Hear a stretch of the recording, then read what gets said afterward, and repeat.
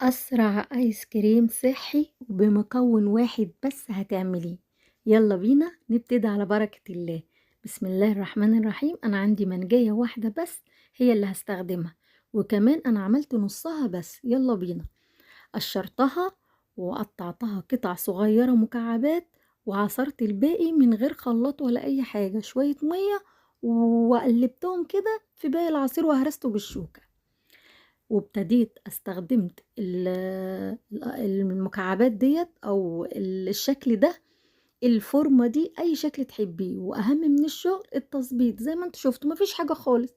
خرجت المانجاية وحطيت عليها شوية مية وقلبتها كويس ونزلت عصيرها كده، وابتديت اصبها في ديت. وبعد كده شايفين لما اتجمدت، بصوا مكعبات المانجا باينة ازاي من بره.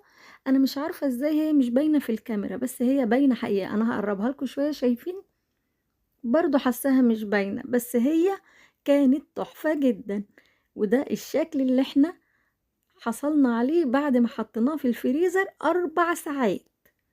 الولاد كانوا فرحانين بيه جدا، بس انا كنت مصممة ان انا اخليهم كده على نار.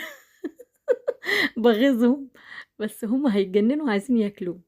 اتمنى يا رب يكون الفيديو عجبكم، وهيعجبكم جدا. على فكرة احنا ما عملناش الفورمة دي بس، ده احنا كمان عملنا الفورمة ديت. شايفين؟ بس الفورمة دي بقى كان شكلها تحفة وجميلة، بس كانت من غير قطع مانجا. الولاد قالوا نعمل جزء سادة وجزء في القطع بتاعت المانجا، مصرة برضه غيظهم. يا رب يكون الفيديو عجبك يا حبيبة قلبي، وتنفذيه لولادك قبل موسم المانجا ما يخلص. وكل سنة وانتوا طيبين، وعقبال كل مانجا يا رب. طعمها تحفة تحفة تحفة تحفة. بألف هنا وشفا لكل اللي هيعملها. باي باي.